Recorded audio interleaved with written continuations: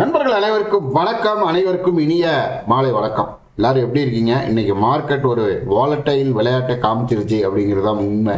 சரி, அது இருக்கட்டும். நாம இப்ப பார்க்க போறது உச்சத்தை நோக்கி வளர்ந்துட்டு இருக்கக்கூடிய ஒரு செக்டார். அது செமிகண்டக்டர் செக்டார் அப்படிங்கிறது நமக்கு நல்லா தெரியும். செமிகண்டக்டரை பேஸ் பண்ண சிப் மேனுஃபேக்சரிங் துறை வந்து மிகப்பெரிய அளவில் உயர்ந்து கொண்டு இருக்குது அப்படின்றாங்க. இதில் வந்து 2026 இதோட டோட்டல் growth எவ்வளவா இருக்கும் அப்படின்றா $64 பில்லியன் வரைக்கும் இருக்கும் அப்படிங்கிறதான் மிகப்பெரிய ஒரு ஆய்வு ரிசல்ட்டா சொல்லுது.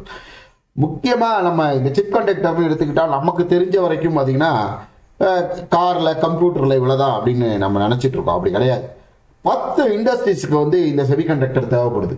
அதை பற்றி நம்ம பார்ப்போம். என்னென்ன இண்டஸ்ட்ரீஸில் என்ன மாதிரியான விஷயங்களுக்காக யூஸ் பண்ணுறாங்கன்றதையும் ஒரு சின்ன கிளான்ஸ் பார்ப்போம். அதுக்கப்புறம் என்ன பங்குகள் இந்த மாதிரி செமிகண்டக்டரில் மிகப்பெரிய அளவு லாபத்தை தரக்கூடிய பங்குகளாக இருக்குது. இந்த பங்குகள் உங்கள்கிட்ட இருந்தால் கண்டிப்பாக எனக்கு கமெண்ட்டில் சொல்லுங்கள். இந்த பங்குகளை எப்போ வாங்கலாம் அப்படிங்கிறத பற்றி நான் சொல்கிறேன். கண்டிப்பாக நிச்சயமாக இந்த வீடியோ கொஞ்சம் லென்த்தி வீடியோவாக தான் இருக்கும், ஆனால் பயனுள்ள வீடியோவாக இருக்கும். கண்டிப்பாக கடைசி வரைக்கும் பாருங்கள். வாங்க வீடியோக்குள்ள போகலாம். நமக்கு SavingsinTamil யூடியூப் சேனல் அப்படிங்கிறது ஒரு எஜுகேஷன் பர்பஸ்க்கான சேனல் தான். இல்லை எந்த பங்குகளும் வாங்குங்க அப்படின்னா பை கால்ஸ் எல்லாம் கொடுக்கறது இல்லை. நானும் செபி ரிஜிஸ்டர் டிப் போயிடல. நீங்கள் இன்வெஸ்ட் பண்ணுறதுனால ட்ரேட் பண்ணுவாங்க. உங்கள் ஃபினான்ஷியல் அட்வைசரை கன்சல்ட் பண்ணுங்கள். நம்ம டெலகிராம் குரூப்பில் ஜாயின் பண்ணாமல் நிறைய நண்பர்கள் இருக்காங்க. இந்த குரூப் வந்து நிறைய பங்குச்சந்தை சார்ந்த நியூஸ் அப்டேட்ஸ் கொடுக்கறதுக்கு மட்டும் இல்லாமல் நிறைய உங்களோட டவுட்ஸையும் நீங்கள் கிளாரிஃபை பண்ணிக்கலாம். ரொம்ப யூஸ்ஃபுல்லாக இருக்கும். நீங்கள் ஜாயின் பண்ணி பார்த்தீங்கன்னா உங்களுக்கே தெரியும். லிங்க் டிஸ்கிரிப்ஷனில் கொடுத்துருக்கேன். அது மட்டும் இல்லாமல் நம்ம சேனலில் சப்ஸ்கிரைப் பண்ணாமல் நிறைய நண்பர்கள் பார்த்துட்டு இருக்காங்க. அவங்க சப்ஸ்கிரைப் பண்ணுறது மூலமாக சேனலோட வளர்ச்சிக்கு உங்களோட பங்கு அப்படிங்கிறதை நான் சொல்கிறேன். அதோட பெல் நோட்டிஃபிகேஷனை தட்டி விடுங்க. இது எல்லாத்தையும் விட வீடியோ பற்றிய கருத்தை பார்த்துட்டு மறக்காமல் பதிவிடுங்க கமெண்ட்டில். அது என்ன மாதிரியான கருத்தாக இருந்தாலும் பரவாயில்ல. இல்லை இதே மாதிரி உங்களுக்கு வேறு ஏதாவது ஒரு பங்கை பற்றி அனலைஸ் பண்ணி வீடியோ போடணுன்னாலும் அதையும் சொல்லுங்கள். நிறைய பேர் கேட்குற பட்சத்தில் அதையும் நம்ம கன்சிடர் பண்ணி கண்டிப்பாக ஒரு வீடியோ போடலாம் அப்படிங்கிறது தான். சரி, ஃபஸ்ட்டு நம்ம என்ன பண்ண போகிறோம் அப்படின்னா, இப்போ செமிகண்டக்டர் துறையில் என்ன மாதிரியான விஷயங்கள்லாம் நடந்துட்டு இருக்கு. செமிகண்டக்டர் 10 இண்டஸ்ட்ரீஸ் சொல்கிறீங்க. என்னென்ன மாதிரியான இண்டஸ்ட்ரீஸ்ன்றதால பார்க்கணும்.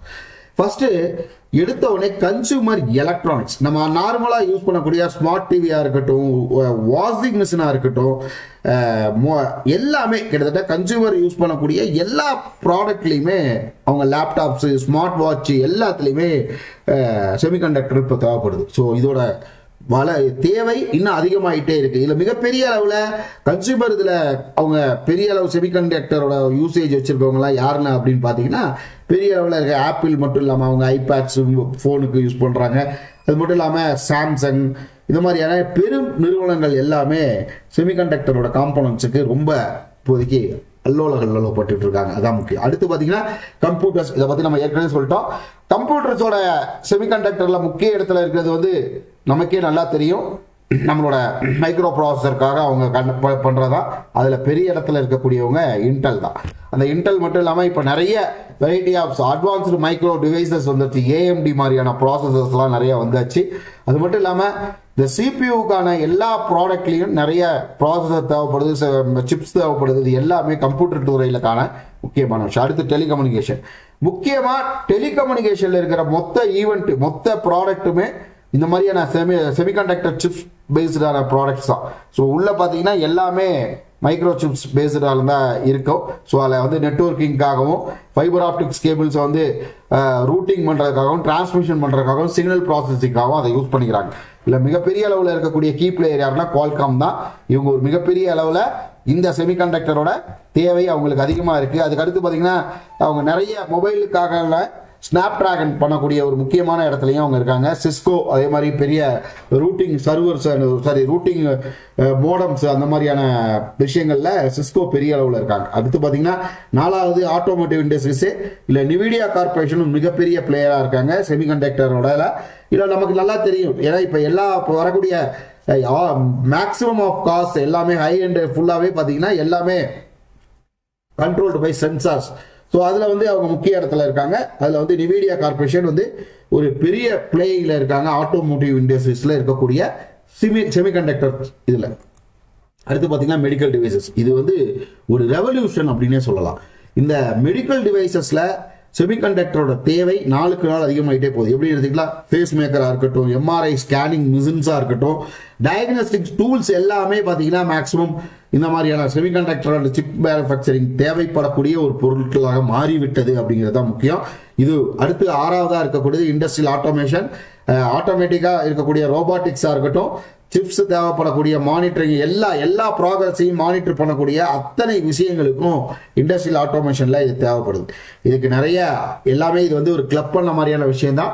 இதுல மிக முக்கியமான இடத்துல இருக்கிறது வந்து சீமென்ஸ் மாதிரியான பெரிய நிறுவனங்கள் தான். அடுத்து பார்த்தீங்கன்னா ஏரோஸ்பேஸ் டிவைஸ், இதுவும் ஒரு முக்கியத்துவம் வாய்ந்த ஒரு செக்டார் தான். ஸோ 10 செக்டார்ல 7 செக்டார் வரைக்கும் இப்போ நம்ம பார்த்துருக்கோம். இதில் ஏரோநாட்டிக்ஸ் மட்டும் இல்லை, டிஃபென்ஸ் மட்டும் இல்லை, இது முக்கியத்துவம் வாய்ந்த ஒரு துறையாகவும் கருதப்படுது. அவங்களோட கிரிட்டிக்கலான சிஸ்டம்ஸ் எல்லாத்தையும், சென்சார் பேஸ்டான சிஸ்டம்ஸ் எல்லாத்துக்குமே இவங்க வந்து இந்த electronics and chip manufacturing and semiconductor நிறுவனங்களை சார்ந்து இருக்காங்க. அடுத்து கிளீன் எனர்ஜி, அதுலேயும் பார்த்தீங்கன்னா நிறைய தேவைப்படுகிறது இந்த சிப்ஸை பற்றியான விஷயங்கள். அடுத்து ஆர்டிஃபிஷியல் இன்டெலிஜென்ஸ், இப்போ இருக்கக்கூடிய ஏஐயோட தேவைக்காகவே இந்த சிப்ஸை வந்து அவங்க யூஸ் பண்ண ஆரம்பிச்சிருக்காங்க. நிச்சயமா பார்த்தீங்கன்னா இது பெரிய அளவில் உயர்றதுக்கான வாய்ப்புகள் நிறைய இருக்கு. ஸோ இது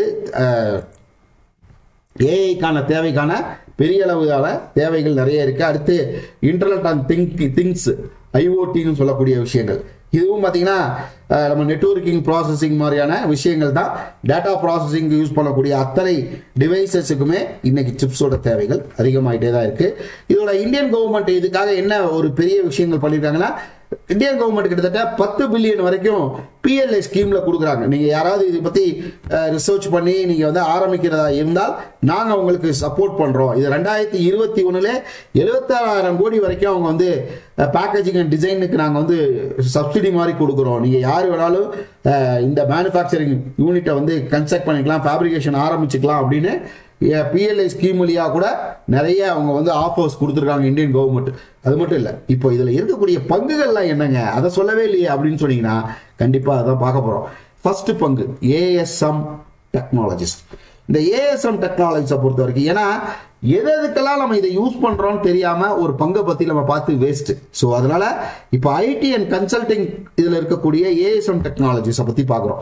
இது ஒரு முக்கியமான ஒரு நிறுவனம், ஒரு ஸ்மால் கேப் நிறுவனம்.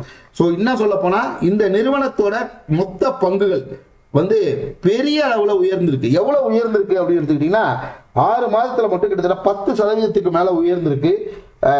10% மேல உயர்ந்திருக்கு. ஒரு வருடத்துல கிட்டத்தட்ட 34% மேல உயர்ந்திருக்கக்கூடிய ஒரு மிக முக்கியமான பங்காகவும் இருக்கு. இது உண்மையில பெரிய லெவல வளருமா சார் அப்படின்னு எல்லாருமே கேட்டா, ஏன்னா ஸ்மால் கேப் ஸ்டாக்னாலே நமக்கு ஒரு பயம் உண்டு இல்லையா, நமக்கு அந்த அளவுக்கு இப்ப காமிக்குது.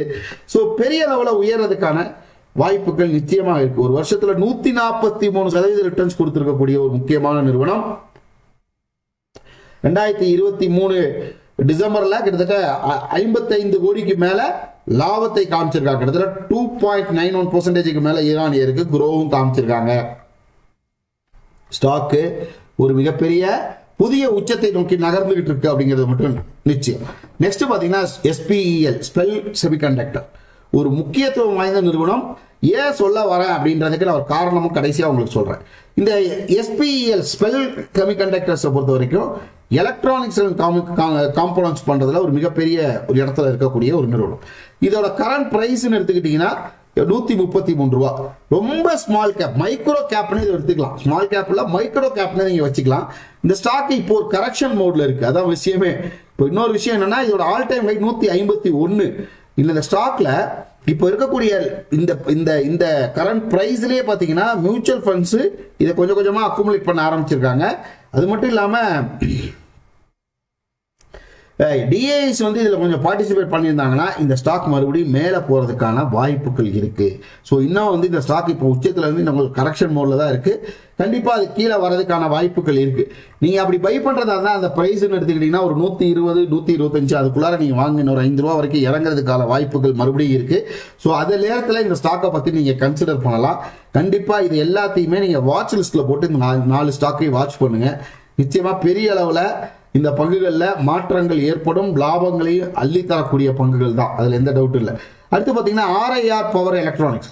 இந்த RIR பவர் எலக்ட்ரானிக்ஸோட கரண்ட் பிரைஸ் 1724 ரூபாய். இதோட மார்க்கெட் கேபிட்டல் 1199 கோடி. இன்னும் சொல்ல போனா இது ஆல் டைம் ஹையே பாத்தீங்கன்னா 1724 தான். இன்னைக்கு தான் ஆல் டைம் ஹையே தொற்றுருக்கு. அதனால தான் இந்த ஸ்டாக்கை பத்தி நம்ம பார்த்துட்டு இருக்கிறோம். ஸோ ஆல்ரெடி இல்லை என்ட்ரி ஆயிடலாமா சார் அப்படின்னா தாராளமா என்ட்ரி ஆகலாம். ஆனால் ஒரு சின்ன கரெக்ஷனுக்காவது நீங்கள் வெயிட் பண்ணுங்க. ஏன்னா ஸ்டாக்குள்ள பெரிய அளவில் எஃப்ஐஎஸோ டிஐஎஸோ இல்லை அப்படிங்கிறத இதோட நெகட்டிவ் பாயிண்ட்ஸ் அப்படிங்கிறத சொல்லிக்கிறேன். ஸோ நெக்ஸ்ட் இதையும் கொஞ்சம் வாட்ச் பண்ணுங்க. ஸ்டாக் மறுபடியும் கீழே வரும்போது ஸ்டாக்குள்ள என்ட்ரி கொடுங்க. இது இனிமே வர காலத்தில் இது ஒரு நல்ல லாபத்தை தரக்கூடிய பங்காக இருக்கும். பெரிய அளவு முதலீடுகள் இப்போதைக்கு வேண்டாம். அடுத்து பார்த்தீங்கன்னா மோஸ்ட் சிப் டெக்னாலஜிஸ் 135 ரூபா தான் இருக்கு இந்த ஸ்டாக்கோட பிரைஸ்.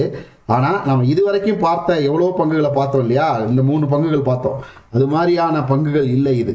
ஏன்னா இதோட மார்க்கெட் கேபிட்டல் 2552 ரூபா, ஆல் டைம் ஹை 1605 ரூபா. கிட்டத்தட்ட ஒரு மிகப்பெரிய அளவுல ஒரு வளர்ச்சியை நோக்கி போகும் அப்படின்னு நம்பப்படக்கூடிய ஒரு பங்கு. என்ன காரணம் அப்படின்னா எஃப்ஐஐசி இதுல ஒரு மிகப்பெரிய அளவுல ஹோல்டிங்ஸை மெயின்டைன் பண்றாங்க, அதான் விஷயமே. ஸோ இன்னும் வந்து பார்த்தீங்கன்னா இந்த டிசம்பரில் மட்டுமே கிட்டத்தட்ட 2.84% மேலே ஸ்டாக்கை அக்குமுலேட் பண்ணி வச்சிருக்காங்க. ஸ்டாக்கை நீங்களும் கன்சிடர் பண்ணலாம். டெஃபினட்டாக இவங்களும் இந்த டிசம்பர் குவார்ட்டருக்கு அப்புறம் இந்த குவார்ட்டரில் இவங்க ரிசல்ட் ஸ்டாக் சூப்பராக கொடுக்கும்போது ஸ்டாக் வேற லெவல் பெர்ஃபார்ம் பண்ணும் அப்படிங்கிறது நம்புறேன் நான். இன்னும் சொல்ல போனால் இந்த ஸ்டாக்கை இந்த பிரைஸ்ல நீங்கள் கொஞ்சம் கொஞ்சமாக அக்குமுலேட் பண்ண ஆரம்பிக்கலாம். கண்டிப்பாக ஸ்டாக் வேற லெவல் பெர்ஃபார்மிங் ஸ்டாக்காக மாறும் அப்படிங்கிறது தான் உண்மையான ஒரு விஷயம். ஆனால் நீங்களும் ஒரு தடவைக்கு 2 தடவை இந்த ஸ்டாக்கை பற்றி அனலைஸ் பண்ணுங்க. அடுத்து கேஎன்எஸ் டெக்னாலஜி. இந்த கேஎன்எஸ் டெக்னாலஜிஸ் அப்படின்னு சொல்லக்கூடிய இந்த பங்கு 2631 ரூபாய். இதோட மார்க்கெட் கேபிட்டல் 16,821 கோடி. இதோட ஆல் டைம் ஹை பார்த்தீங்கன்னா 3248 ரூபாய். இபிஎஸ் பார்த்தீங்கன்னா 17.99% இருக்கு.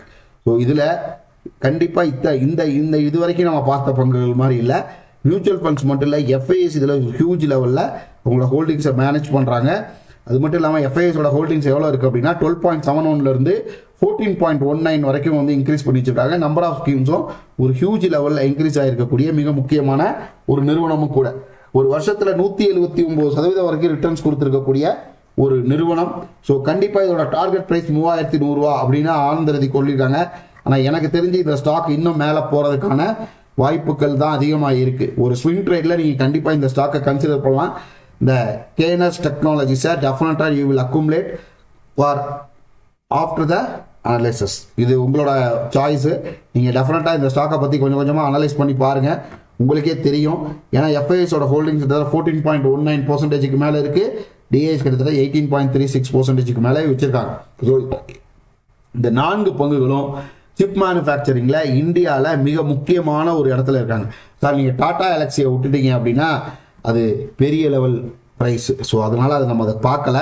கண்டிப்பாக அதை பற்றி நம்ம தனியாகவே ஒரு வீடியோ பண்ணுவோம். நிச்சயமாக இந்த வீடியோ உங்களுக்கு பயனுள்ளதாக இருக்கும் அப்படின்னு நம்புகிறேன். இந்த வீடியோ பற்றிய கருத்தை மறக்காமல் பதிவிடுங்க. இந்த 4 பங்குகளையும் நீங்களும் ஒரு தடவைக்கு 2 தடவை அனலைஸ் பண்ணுங்கள். அப்போ தான் இந்த ஸ்டாக்கில் இருக்கக்கூடிய ஏற்ற இலக்கங்கள் உங்களுக்கு புரியும் அப்படிங்கிறத நான் சொல்லிக்கிறேன். இதே மாதிரி வேறு என்ன பங்கை பற்றி அனலைஸ் பண்ணாலும் எனக்கு கமெண்ட்டில் சொல்லுங்கள்.